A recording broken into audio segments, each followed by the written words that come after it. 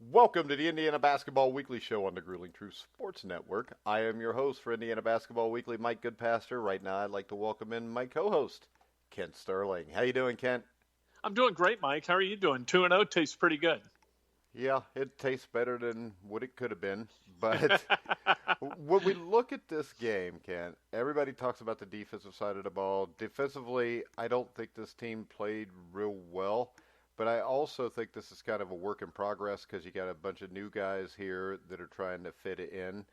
Um, when I look at it, to me, the communication's still an issue. Yeah. Yeah, I would agree. And that's what November's for, right? They've got these 7 games to kind of figure out who's going to play with whom and who fits best with whom, and then get those guys a bunch of reps together and work out the communication. I think it's still a real quiet team. I think Brunk has brought some communication to the team, but overall, it's going to be a mishmash as long as they don't have guys in set roles. And to this point, they don't. Yeah, and not having Devontae Green still has to play a huge role in this. Yeah, we don't know what that's going to look like, do we? For the first 2 games, I kind of like the way this team has been selfless and has kind of moved the basketball offensively. Devontae Green is a good enough offensive player that he can kind of create his own in a way that a lot of these guys can't. On the defensive end, you wonder what's going to happen, and you really wonder what's going to happen with the chemistry of this team, which I think is reasonably good to this point. And guys who I didn't really count on to be real good yet kind of are. I mean, Race Thompson, I thought played good, solid minutes, 16 minutes, 10 points, 9 rebounds. I thought he was good on the glass. And because of that, I think you're going to continue to see him get more minutes. You've seen Deron Davis not get quite as many. You saw Demezie Anderson really not play at all in the second game. I don't know whether he was a little dinged up or they were going through some kind of load management deal. I can't imagine that they would do that, given what Archie Miller said after the game about load management, but also that Demezie Anderson, I don't think, is going to wind up being all tuckered out by the number of minutes he gets during this season. But I think they're starting to figure out who does what, where, and who does it best. And that gives me reason for hope. And I thought, too, during this Portland State game, not to jump ahead, but I really liked the way Indiana was forced to compete by Portland State. I thought that Portland State was really well coached, that they were very communicative, and that Indiana had to fight to earn everything that it got on either end. Yeah, they definitely weren't a bad basketball team. You had Woods with 21, Hauser with 21. But how about this, Kent? Have you ever seen a mid-major come to Assembly Hall and get 32 free throw attempts? No, that's a lot. That's a lot. I don't know who you blame for that. Is that the Dobo who does the hiring of the officials? Where's Eddie Hightower? And how do we get him to come out of retirement to come down to Assembly Hall and give us a good whistle? Yeah, back in the day, IU would shoot 79 free throws, and the other team would shoot 6, and they'd win by 20. The other concerning thing is the defense from 3. I mean, you had their 2 guards ended up 8 for 14 from 3, but I think it's also safe to say there's not too many teams in the Big Ten that are going to play the way Portland State plays. No, they're not going to play like that. There was some pressure, but it was mostly passive pressure. They didn't go 40 minutes of hell kind of against Indiana. And what they did defensively, I think really tested Indiana and made them have to kind of adjust on the fly a little bit. And I thought that was a good thing ultimately. And really, this game was never completely out of reach. I mean, it was 14 points at the end before that final Hail Mary 3. But they just kept grinding and never allowed Indiana to go on a run and really establish their athleticism and kind of force the issue with that athleticism. I really thought whoever scheduled Portland State, I thought it was genius because it's exactly what you wanted in the month of November. Yeah, and I think when you watched IU play defense then against them, I know IU hedges a lot with their big men. And I think a lot of time, either the big man like Brunk wouldn't hedge quite far enough, or the switching guy or the guy who had to switch when he hedged wouldn't quite get to where he needed to be in time. Right, and those are the kinds of things that fixing in November results in a successful December And this is, I think that if you can take from a game both a victory and some really good teaching points, you put yourself in a position to take full advantage of a November schedule like this one. Where, I mean, we're not doing what Purdue's doing. Purdue's got Marquette coming up on Wednesday night. They just got beat by Texas. Indiana isn't going to play anybody close to that level of program through November. So they've got to kind of take their challenges where they get them. And I thought Portland State provided some. Yeah, and the other thing on the offensive end, I don't think we saw a bunch of bad shots, which we wouldn't have passed. We also didn't see a bunch of offensive fouls. The other thing, only 10 turnovers. I thought they handled Portland State's press really well, and most of the times when they handled it, it was with only one or two effective dribbles to break that press. They threw the ball around really well there. You know, I like watching Armaan Franklin do that for the number of times that he did it during the game. He looked like something other than a freshman. And Al Durham, I think, has really benefited. Both those guys have benefited from Devontae Green being out. And so they're getting minutes and they're being asked to do things that maybe they wouldn't normally be asked to do. And that's going to benefit Indiana in the long run. When Devontae Green comes back, obviously it gives them another scoring option. And hopefully Devontae, as a senior, realizes that you've got to compete every single possession on both ends, because that's been lacking in the past a little bit.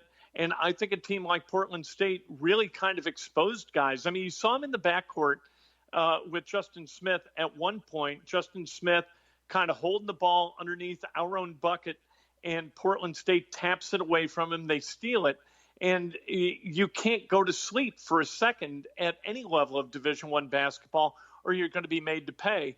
And Justin Smith made to pay there. You can't have those kinds of lapses in Big Ten play, because Indiana is not going to be good enough to win games if they're not mentally tougher than their opponent.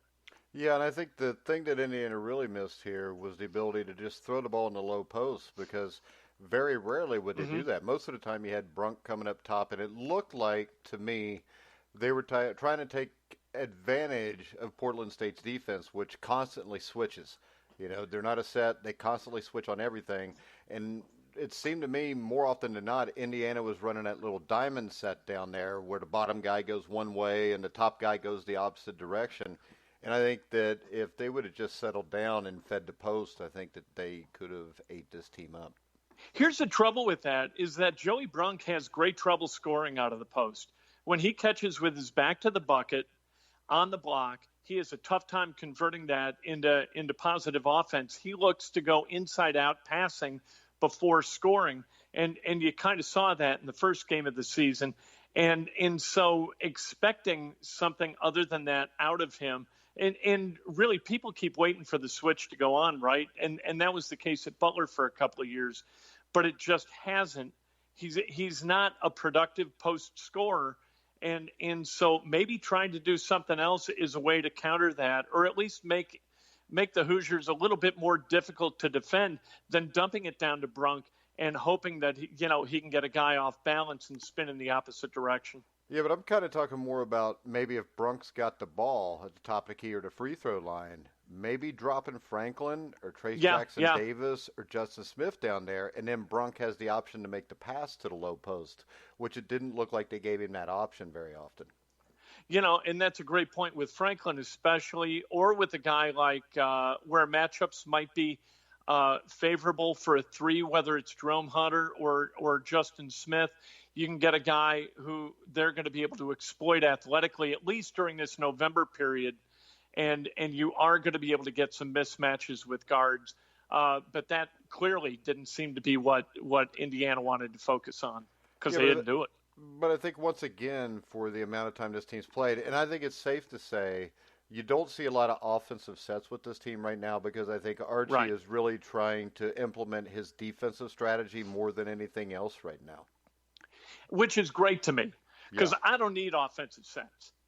You know what? How about we do this? How about we go real old school Indiana basketball and we start screening away for guys and we start running a motion offense that's going to spring somebody at some point, because they're going to lose their focus. They're going to get caught up in the wash of a couple of screens, and all of a sudden we get open looks. I'd much rather see basketball played, especially in Indiana, by a team that's not choreographed. I'd rather see a team be taught than choreographed.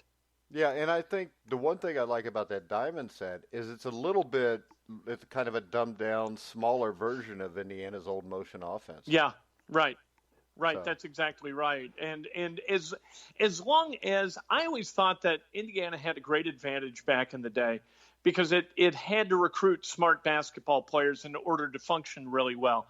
And so I thought that we were in a position almost always to outsmart whoever we were playing because they were taught well. They had a great teacher in Bob Knight, and Bob Knight was smart enough to recruit guys who could be taught.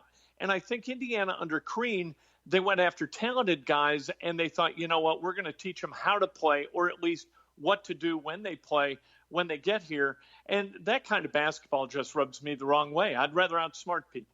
yeah. And Trace Jackson Davis, for first career double-double for Jackson Yeah. Davis. And I think he seems to be emerging as an early leader in the battle for minutes in the paint, at least when IU plays a smaller, quicker team.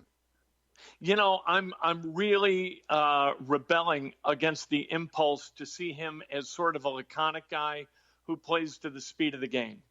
You know what I mean? He just kind of looks like, okay, this is what I sort of have to do to be out here and to compete a little bit instead of thinking, okay, I've got to abuse these people. I'm that much better and I'm that much more athletic and I'm a smart kid. So here's what I'm going to do to assert myself.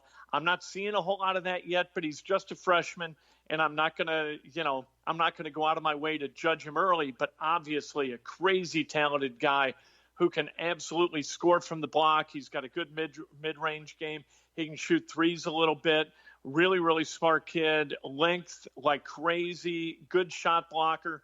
You know, if he gets to a point where he limits those moments where he kind of moves through the game instead of attacking it, I think he could be, I'm not going to say Big Ten Freshman of the Year, but he could be first team all Big Ten. I think that he could do that, but that switch has got to flip because in high school, all he had to do was show up, and 9 times out of 10 he was the best player on the floor, and it wasn't close. And so you never really have to assert yourself. Guys in high school, they don't sprint from end to end. Trace Jackson Davis has got to get to the point where he does that and does it relentlessly. And once we get there, man, he could absolutely be special. I agree. And with Al Durham, I think we're getting a bigger, stronger, faster Al Durham than what we've had in the past. And I think a highly productive junior season is going to be huge for this team. I love Al Durham right now. He's shooting the ball really well. He's running the offense really well. Looks like a terrific point guard. Nothing against Rob Finney, but Finney, if he's got this lower abdominal thing that continues to kind of restrict him, although he played 26 minutes the other day. You know what? Al Durham as the one, I got a problem taking him off the floor, right? I mean, if you've got Finney at the point and Green at the 2 and Smith at the 3, then Durham's got to come off the bench, and I'm not having him come off the bench at this point. Are you? I think he's terrific. It's a good problem to have, though. Yeah.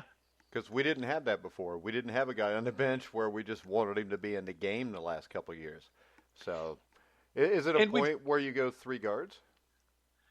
Well, depending on, it's a nice kind of a shoe to have that you can kick a kid with. You know what I mean? You gotta be able to push kids. And Indiana, like you've said, with a lack of depth, hadn't been able to do that, kind of push kids into an area where, hey, you know what? I better pony up or I'm not going to get minutes. And I think that's where they're at. I think that's one of the great things about Race Thompson if he can stay healthy. Race Thompson is going to be a guy who takes minutes away from people. And you look at Demezy Anderson sitting on the bench and Deron Davis not getting a lot of run. You know what? Now's the time for those guys to figure it out. Because I think right now Archie's got their attention. And I think with those 11 guys who can all play a little bit at least, you know what, that may be the biggest thing this year that depth brings is a sense of urgency for everybody on the floor because nobody's good enough to be like, okay, we got to play this guy 38 minutes or we're going to lose. We don't have a guy like that. Indiana doesn't. But what they do have are a bunch of guys who could play 25 to 30 minutes and a bunch of guys who, if they don't get their asses in gear, are going to wind up playing 10. Yeah, and Race Thompson, you talked about him in this game. 10 points, 9 rebounds, a block shot, Yeah. 4 for 4 from the free throw line. I mean, that's in just 16 minutes of action. So I think the way this plays out is I don't think you're going to see Demezy Anderson too much more this season, to tell you the truth. And Deron Davis, I mean, he could be on the chopping block too, because I would think Archie probably wants to run with 8 or 9. And if your guy's 10 and 11, you're not going to get a whole lot of playing time.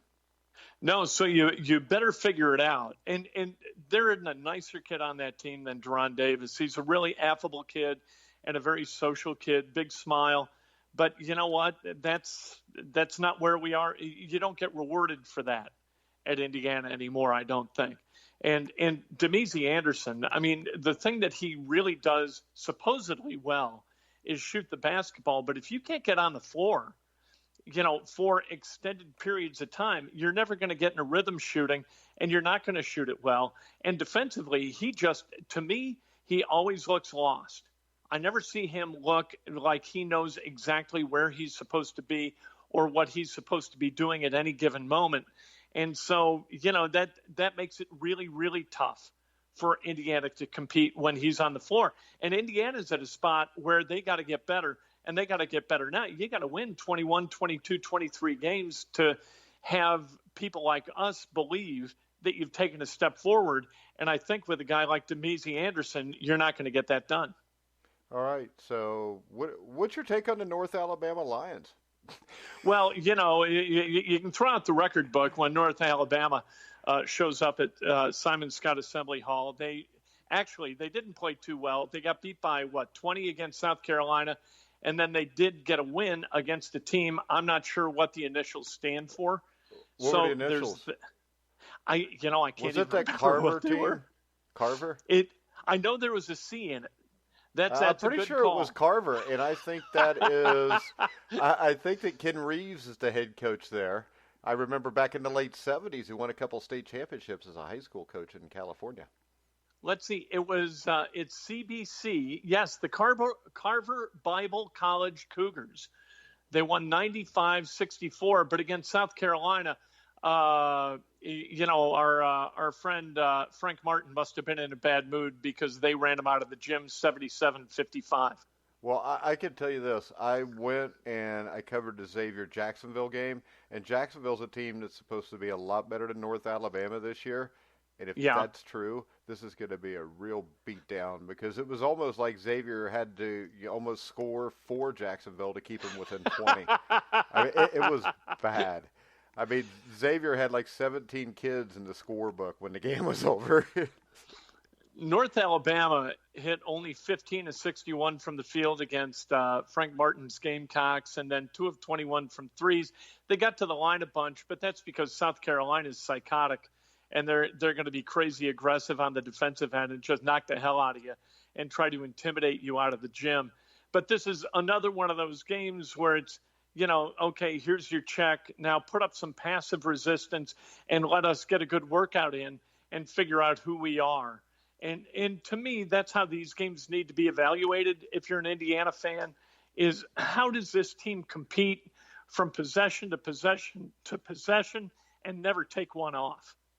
Yeah, and this is a predominantly guard-oriented team also. Their front court is 6'7", 6'5", and 6'5". They are led by sophomore guard Jamari Blackman, who is a preseason second-team All-Atlantic Sun selection. He's a 6'1" guard from Hoover, Alabama. He is a terrible three-point shooter, 27% for his career, but he does a good job of getting to the line and converting. So well, he can shoot good free for him. throws.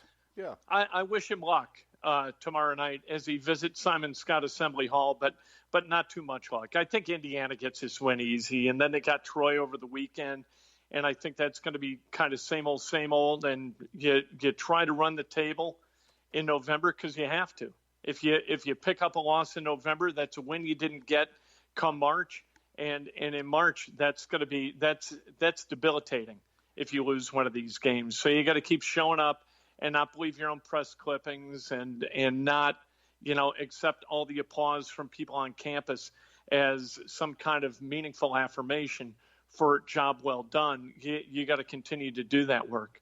Hey, Troy plays the Carver Cougars on Monday, November the 18th, right after they play Indiana. Get your But tickets now. I will give you this. Troy at home lost to UAB by a point, so they may be a lot better than what we're about to see. Well, and there are legitimately a couple of decent teams in this run, not just Portland State, who is going to be decent, but you've got South Dakota State, and South Dakota State's no slouch in the Summit League always. They still have Mike Daum there? Pardon me? Is Mike Daum still there? I have no idea. Because he was a stud the last 4 years. I think they made the tournament. I think they lost their conference tournament and had to go to the NIT last year. But, well, yeah, they beat UT RGV 70-57. They blew out Peru State 86-58, and they beat Cal State Bakersfield 93-91. So South Dakota State is 3-0 right now. Yeah, and playing against teams other than Cal State, what was it? Cal State, Bakersfield. Oh yeah, Cal State. Well, I guess we've heard of those. The others I've never heard of. I know nothing about Peru. I don't know where they are. I know it's a country. UT Rio Grande Valley, the Vaqueros. I'm not sure what that means. I hope it's not obscene. Yeah, when translated out of Spanish. Yeah, and when you look, I'm pretty sure South Dakota State has still got Mike Daum, and if they do, Indiana could have trouble with him because Daum has been one of the best players in the country over the last couple of years.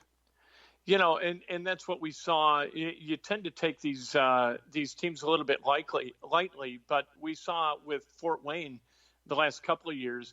You know, they had that Conchar kid who is absolutely lights out and is making money playing basketball right now. And you think that Fort Wayne can't get those kids, but they do. Oh, never mind. Mike Daum graduated. Did he finally? Yeah. All right. It seemed like he'd been there for 27 years. Kind of like Van Waiters when he played football at IU. Seemed like Van Waiters was about 37 years old when he finally graduated. Well, they should probably let IU keep all their football players there and get to 30 so they can compete.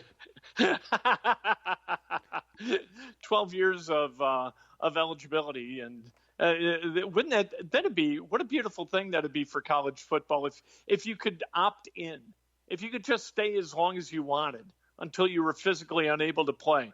If you were caught in that niche between like the NFL and being a really good college player. Well, how about this? You can play until you can graduate. You'd have kids taking six hours a semester. I know this. When I coached arena football, I think out of a roster of 21, I usually had 3 college graduates, and most of the guys I coached were Division I college football players. And anytime I got somebody from Ohio State or Michigan, it was almost a guarantee that even though they played 4 years, they were still a sophomore or a junior when it came to graduating. Is that right? Oh, yeah. Especially you know what? Ohio State. And that's the fallacy, right? And this is a whole different kettle of fish. But when you talk about a college scholarship being adequate compensation for playing for a program like Michigan and Ohio State, and hey, you get the degree and all of that, the fact is that sometimes these schools don't put a kid in a position where he can earn a degree. And so really, whatever that compensatory model people champion, it's just not valid. Yeah, and they're not worried about the graduation rate. Most places aren't. And right, exactly. I think the stat is like 60% graduate, but only like 40% of those graduate in 4 years.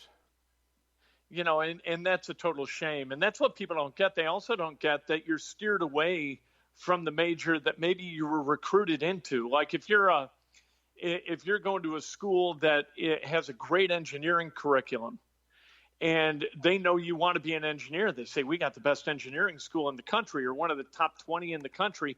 And then you get there and they're like, you know, we'd really rather if you took like sports science or TCOM. Would you mind switching majors into something like that? And so the kids don't really get the education that if they weren't promised, at least it was hinted that it was going to be available. Yeah, or sports studies, which is what I took. Is that right? Yeah, Hey, there's nothing wrong with that. I still don't know what a sports studies degree gets you because, of course, I'm one of those 40%. But, but all right, Kent, we got any other words of wisdom before we wrap it up? Anything else you want to discuss? Not really. I think what's going on down at Memphis is kind of interesting. With the kid getting the loan, the family Yeah. gets the loan, and the interesting part of it, I mean, that kind of thing happens all the time. But the interesting part is that the kid remains eligible because of a temporary restraining order. And all of a sudden, the NCAA is going to be really unhappy about that because they have a rule where if a kid or a school goes around the NCAA and files for an injunction like this to maintain eligibility, they have a lot of consequences in their arsenal that they can bring about for the toward the school and toward the kid. So it's going to be interesting to see what the NCAA does with the James Wiseman deal. They're going to do whatever they want because they're the NCAA. Well, we're going to see, because what they'd want to do is absolutely bring down, the hammer of Thor on Memphis, because they don't want, every time a kid is declared ineligible, they don't want to wind up having to send attorneys to whatever city that's in to argue, toss the TRO. It's going to be really interesting to see just how mad Indianapolis is as they evaluate Wiseman and Penny Hardaway and the University of Memphis. And when I look at this, the Chase Young thing, I think, is pretty much bullcrap, unless there's something I'm missing there, which there could be. But the James Wiseman, I mean, the family was monetarily assisted in his move from Nashville to Memphis during high school by Penny Hardaway. Yeah, a booster, who was a high school basketball coach at the time. And within a year from that loan being issued, was the head coach of Memphis at Memphis. So I always want to say Memphis State. I'm that old school. Like Dana Kirk, still the coach, for God's sake. Oh, yeah. Keith Lee. Yeah, there you go. The old Metro Conference. I love the old Metro Conference. That was just the best. I was living right near Louisville, and I'd go see, Louisville play UC or play Marquette, Georgia Tech, Memphis. It was just glorious. Tulane. So much fun. You can't forget the Tulane green wave when they actually were green. And Tico Brown from Georgia Tech. And what a great conference that was. So sad that thing kind of unraveled it under its own kind of inertia. But what and you knew, that Penny Hardaway, he isn't going to waste any time worrying about NCAA rules and regulations as he builds that program. Well, Memphis has never cared before. Just look at 2009 when they were stripped of 38 wins and a banner. All for having some really smart kid take Derrick Rose's SAT. Yeah. But what goes on down there is just strange, and how the NCAA is going to respond to it, that's going to be equally fascinating to me. Oh, by the way, have you ever spent $11,500 on a move? No. I've never spent anything near that. I've never had enough money to move. I don't know what kind of home this lady was moving from, but if she needed a loan to execute the move, I don't know how much crap she could have had, but I probably could have driven down there in a U-Haul and put together that move for her. If she wanted to throw me the 11.5, I'd have been all in. Yeah, but it was also probably the rent on their place they were staying once they got there for a year. Yeah, that could be. Because let's face it, Memphis is not getting the kind of recruits Memphis is getting without doing something. No, and you can always tell that. Anytime somebody jumps up the recruiting ladder under a new coach, something's getting done. And that's just the way it works. And it's really, at some point, I think we're just going to have to recognize that that's the cost of doing business, that there's always going to be an uncle or a father or a mother or somebody with a handout and wanting to get paid, because that's how they're, if you can't feed your family and somebody says, here's $5,000 or here's $25,000 or whatever, are you going to turn that down when that amount of money is going to feed your family? Of course you're not. So, I think that there's got to be some reality that's allowed sort of seep into what the NCAA is and what college athletics will be. Now, was Penny Hardaway an AAU coach too while he coached high school down there? Yes. Well, there you go. And Wiseman played for him. And I believe Wiseman played for him in that role before he came to Memphis East to play for him as a high school kid. Well, from what I read, that's one of the reasons Memphis wanted him was so he would bring his buttload of talented players with him. And that happens, you see that happen one way or another. Either a dad gets hired by a shoe company in order to run a deal to steer that dad's kid toward a program, or the shoes are all goofy, and they operate kind of under their own business models, which don't necessarily obviously don't jibe with the NCAA, but nobody seems to get in trouble for any of that stuff. Bill Self somehow is still in Lawrence, Kansas as a basketball coach, and I can't for the life of me figure out why. Well, Roy Williams is in North Carolina too. Yep. And I mean, Penny Hardaway is a guy who had not been involved in college coaching, and he probably had no interest in or knowledge of the NCAA rule book. And basically what he did was he arranged a commodity acquisition, and it led to him being the head coach. You know what? That's not a bad way to make a lot of money in the short term, but he's not the long-term solution there. And we're going to find that out sooner rather than later, because the NCAA doesn't like to be mocked, and that's what Memphis has done. Well, if he would have just went to North Carolina or Kentucky or Kansas, he'd have probably been safe. But this is not they call Power 5 conference, so they're going to throw the book at him because you can't get along with that. Yeah. No, it's the NCAA got so mad at Kansas that it gave Memphis a death penalty. I think we're headed toward one of those conclusions. Yeah, most definitely. All right, Kent. I guess we will be back at 3 o'clock, or 2 o'clock on Wednesday. All right. Perfect. We'll go 2 o'clock or 4 o'clock. You needed to do after 3, didn't you? Yeah.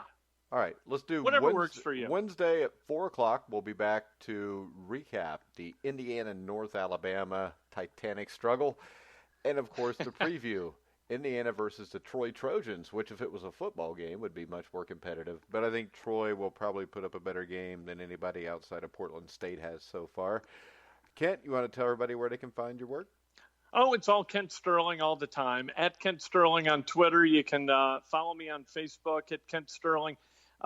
Breakfast with Kent every single morning on Facebook Live at 8 o'clock, and then on Periscope Live, so that's Twitter as well, at about 8:15, and that's every single weekday morning. And then KentSterling.com for everything I wrote, and I wrote about the Wiseman situation a little bit earlier today, so that's kind of fresh meat. All right, Kent, we will be back. Remember, you can follow The Grueling Truth at Grueling Truth. Check out all of our shows. Tomorrow at noon, me and Anthony Savino will be back on with the NFL show. That's we like to have catchy names for our shows, Kent. The NFL show, Indiana Basketball Weekly, Indiana Football Weekly, Cincinnati Bengals Weekly, Indianapolis Colts Weekly. We like to keep it simple so everybody knows what we're actually talking about. Simple work. So many hours I have spent wasted in conference rooms trying to come up with clever names, and it never, ever made a single bit of difference. Yeah. So that way if somebody sees the Indiana Basketball Weekly show, they know there's a pretty good chance we're talking about Indiana basketball. And that the show airs roughly once every week. Yeah. But even though it's really twice a week because of games and stuff, but nobody's figured that out yet. So, we got a boxing show that's Inside Boxing Weekly, but we also have a daily boxing show. You know what we call that? Daily boxing show? No, Inside Boxing Daily. Come on, Kent. You're killing me. All right, guys. We're going to wrap it up. Make sure you check out Kent Sterling, KentSterling.com. Check out The Grueling Truth, TheGruelingTruth.com. We will also be hosting a daily show with fought for the UFC championship as a welterweight John Fitch. We'll have a daily MMA show coming out. Also, Jason Burmes's MMA show, which I think comes out every Monday or Tuesday. Make sure you check all that out. So, for Kent Sterling, I'm Mike Goodpaster. You've been listening to The Grueling Truth, where the legends speak.